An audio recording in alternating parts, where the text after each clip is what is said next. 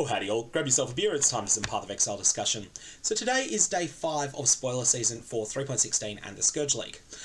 And in this one, we are going to see one of the sacred cows of Path of Exile for a long time finally getting taken to market and slaughtered, that being the Aurabot and the cursebot. We will also see buffs to auras for almost everyone else, and we will see some changes to elemental damage over time. But firstly, because there's always a little teaser that is coming out every day of this week, there's been a little teaser as well. Let's get to that first because it's easy to miss. And today we also got revealed a new divination card that's coming out, Guardian's Challenge, which is for a Shaper Guardian map. No information on where it drops or anything like that. We'll have to find that out.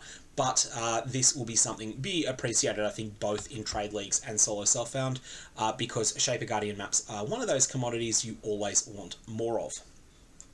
So, let's go through the changes specifically, starting with the question of auras and other reservation effects. So, GGG outline the way that that they see it as a problem. I really agree with this, that reduced reservation as a stat provides very little benefit at low values and becomes very powerful when heavily invested in. And to give an example of this, I want to compare it to critical strike multiplier. So imagine you've got two different characters. One's a level 70 character straight to maps, and one is a level 100 character that has been, that's really thoroughly min-maxed. Both of these characters pick up a jewel that grants 35% increased critical strike multiplier.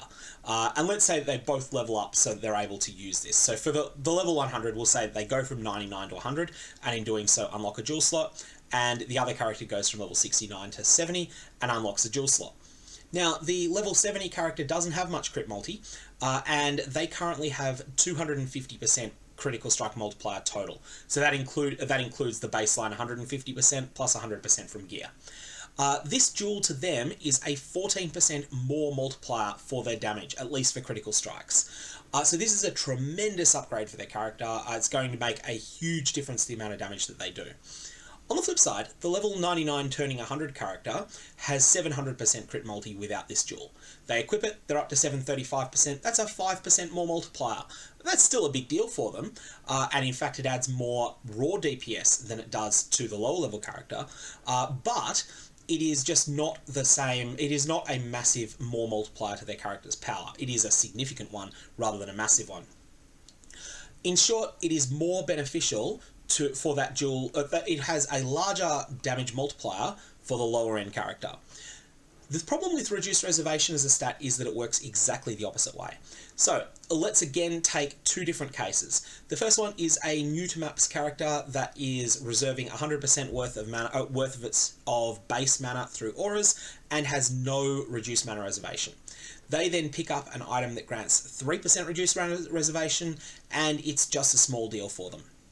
On the flip side, a character that is currently sitting at 90% reduced mana reservation, a 3% reduced mana reservation item would be a 33% more multiplier to the amount of auras that they can scale on their character. So that is the problem with reduced reservation. It gets better the more of it that you have. What's happening here is that they're changing it. Firstly, they're replacing the stat with a stat that has linear scaling. So, like critical strike multiplier, getting more of it is always good, but it's as powerful at 100 points as it is at 700 points. The amount of power that's added by getting another 20 points of it is the same at both ends. Then they're doubling the values of most reduced mana reservation in the game. So, if you have an item like Skyforth that currently grants 6% reduced mana reservation, that's going to be 12% of this new stat reservation efficiency. Broadly speaking, the breakpoints are at 0% reduced mana reservation and 50% reduced mana reservation, which then becomes 100% reservation efficiency. Your character is exactly the same power under the new system as it is now. If you are between those points, and I would say that the overwhelming majority of Path of Exile players are, then your character will be stronger under the new system. If you're outside these limits, if you're above 50% reduced mana reservation under the old system, then your character will be weaker under the new system. One of the best things about this is that a lot of auras have had to have their power level preemptively nerfed because of how broken top-end scaling of auras can be. So for instance, you find some of the stats like Determination. Determination is an aura that was terrible for years. It is now being buffed to have its old power plus something similar to Grace, and that's being made possible by the changes that are being made to top-end aura scaling. There's also a number of items that are not getting exactly double their old stats.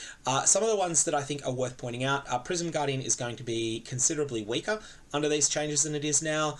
It will still be probably the best of the Tier 2 rarity unique items, but it will be considerably weaker than it is now. And the dual corruption is remaining. I was kind of expecting that dual corruption might get removed. It's not getting removed. It's still going to remain, and it will be 2% mana reservation efficiency. So secondly is looking narrowly at the question of Aurabots, so aura supports, and also curses. Curses will be straight after this. There's a number of changes that are being made to severely nerf the amount of aura effect available from cluster jewels, and these are aimed at reducing the power level of Aurabots considerably. I think that this is an important balance change because basically all of the first kills that take place of bosses are not done by they're not done by a character that's individually powerful. They're done by someone who has an Aurabot with them. A character can be very weak. It is easier to kill the Shaper, for instance, on a 4-link and level 16 gems with an Aurabot with you than it is to kill a Shaper on a well-rounded character solo. And not just a little bit easier either. Doing it on that hypothetical 4-link and level 16 gems character, you will probably delete the Shaper in a couple of seconds per phase if you have an Aurabot with you and you've built around synergizing with those auras. This doesn't require your Aurabot to be particularly ridiculous either. They are just that powerful as a force multiplier. I think what we're going to see is a situation where Aurabots may triple the power of party members in 3.16, whereas in 3.15 and earlier, they were more like a 25% more multiplier to your character's overall power. So that is the changes being made to aura characters. There's a whole lot of specific details here, but basically the aura clusters are being essentially gutted and replaced with something new. The new versions of the aura clusters will be small cluster jewels, and this is going to create a situation where they'll allow you to invest moderately in having aura power, but they won't let you scale it as far as you can with medium clusters. Additionally, I think that this will create demand for Megalomaniac, the unique cluster jewels that happen to have some of the aura nodes that still remain good. So, support characters, curses, basically it's more of the same. This is, cursebots are going to be tremendously toned down. They're no longer going to have the same amount of power that they can get at the top end, and so a cursebot is no longer going to be a 10 times more multiplier for the damage that your group does, and a tremendous debuffer of monsters at the same time.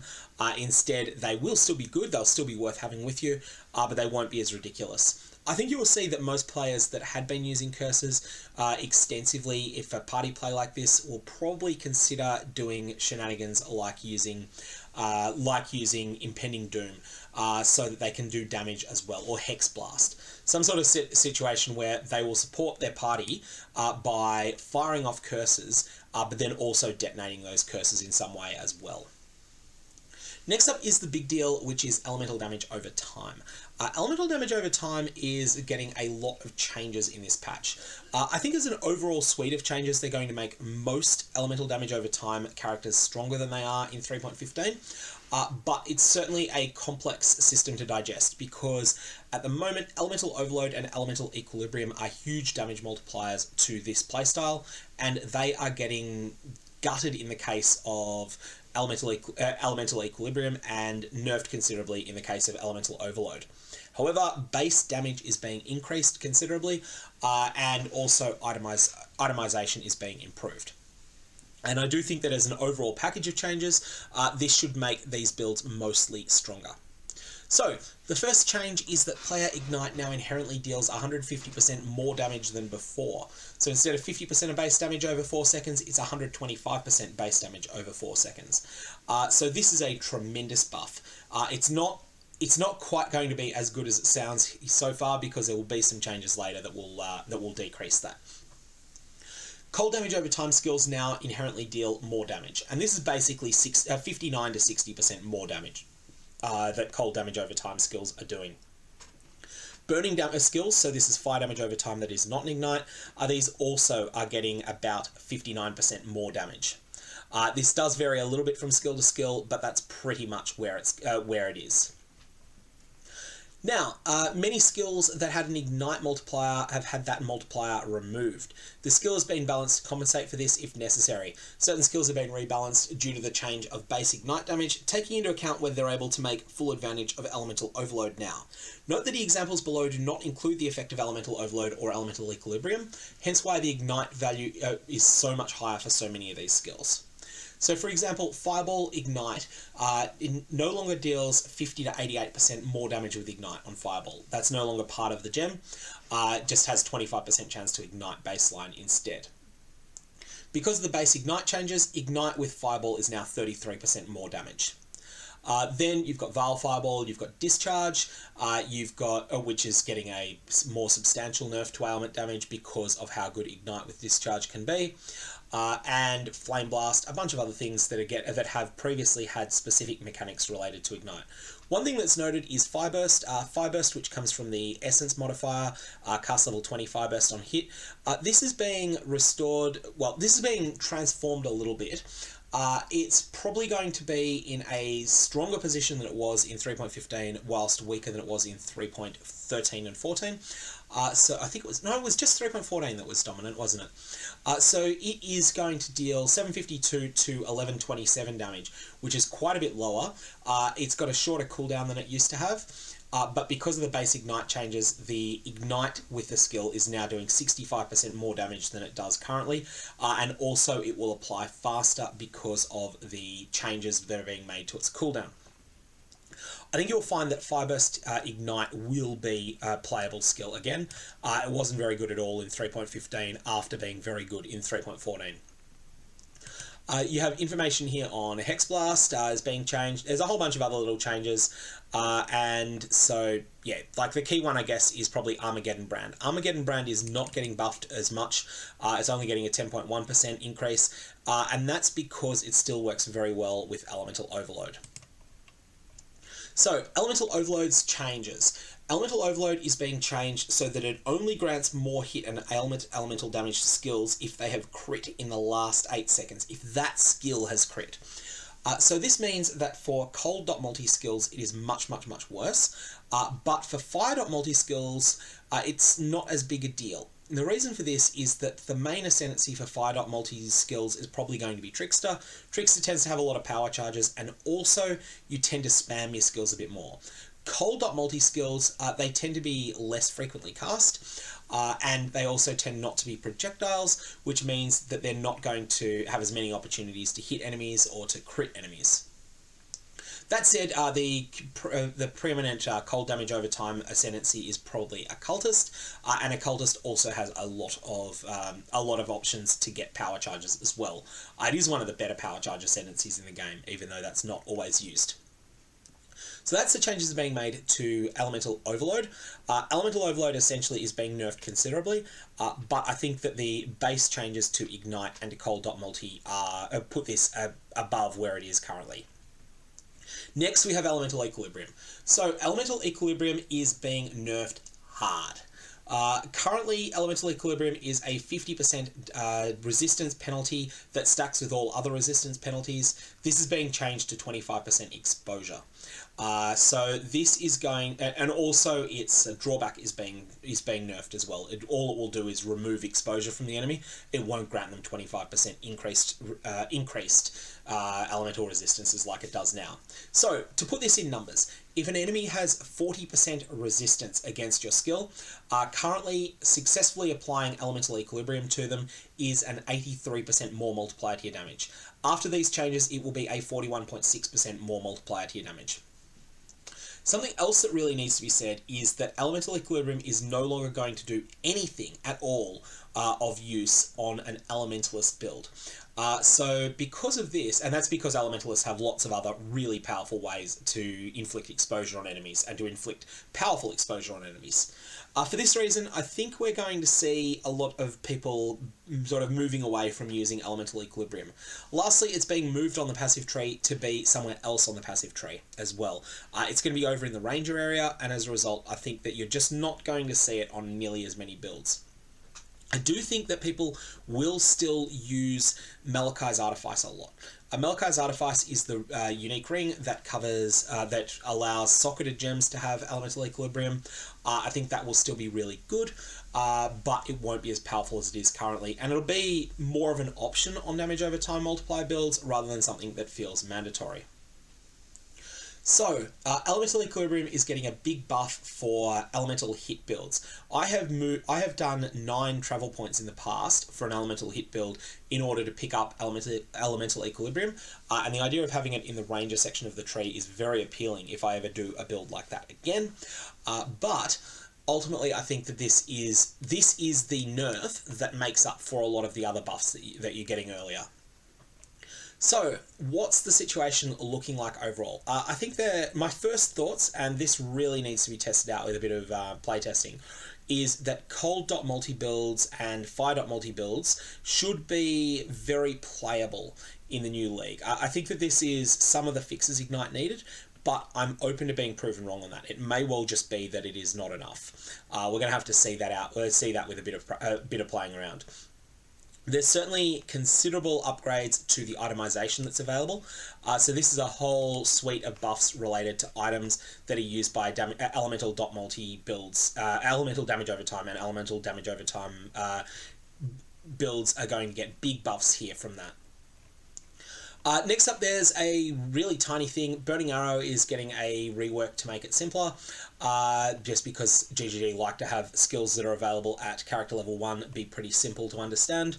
I don't think that's going to matter much for many players, but that said, I'll leave judgment on this to people that are experts on Burning Arrow specifically. It's a skill that I haven't played very much with in the past. And then we've got the final point that's really important. Ignite builds don't have a way to focus their damage on bosses, forcing balance to be the same for clear speed damage and for boss damage. So what we're talking about here, imagine that you're playing a Fireball Ignite Trickster and your current level of progression, you've got a 6 link, you are using level 20 gems, you don't have very good other gear. At this point, you might have 350 to 400,000 damage per second. Now, that is fine when it comes to clearing through a map. In fact, it's blisteringly fast on an Ignite build. That is a really large amount of damage for just killing trash monsters, and there'll be the odd tanky rare that you may even take 2 fireballs to kill. Then you get to the boss, and the boss is, say, Guardian the Minotaur, and the boss will take a lot longer to kill. This is going to be something like a 1 minute long fight if you were doing more than a minute actually. It's going to be a 2 minute long fight if you're sustaining 300,000 DPS against the Minotaur's actual resistances. So, there is no way for those Ignite builds to focus their damage on bosses. What they're trying to do here is change the skill Flame Surge, which basically no one uses at the moment, and make it so that it has a new Burning Ground mechanic that deals damage based upon the Ignites on a target. So this is a way that you can stand more toe-to-toe with a boss when it's safe to do so, and be rewarded for this with a burst of extra damage. I think this is a really good mechanic. It's something Ignite builds need, because it just changes the way they play a lot. It's no longer going to be as much of a hit-and-run playstyle for bosses. There is actually a case to be made for going, alright, I'm going to hit you, and then I'm going to stand my ground while safe to do so, and I'm going to focus on doing as much damage as I can in a short period of time. Then after that, I will go back to the hit-and-run playstyle when the boss starts doing something more dangerous. So it's going to reward knowledge of boss fights, and it's going to provide windows for the very best players in the game. You know, the people with the level of skill of someone like Tai Killer or Steel Mage or DS Lily or the like, for them to considerably out DPS someone like me, and then in turn for me to considerably out DPS someone that is, that's say newer to endgame. So that's going to be something that'll be really good, raising the skill ceiling on these sorts of builds. Last thing I want to point out is something with the new Elemental Overload. This is going to work really well with power charges, so keep Trickster in mind as an ascendancy to play around with. Keep the Occultist in mind as an ascendancy to play around with. But that's all I got on this. If you've got comments or questions, definitely fire away below. Otherwise, may your Valorbs have interesting results. I will continue to bring updates on the upcoming information that's revealed in the rest of the way through the spoiler season. The big day though is about 7 days from now. That's when the major live stream is happening, with the vast majority of the information about the Scourge League will be coming up then. And until that point, I will keep you on top of all of the little teasers that come up.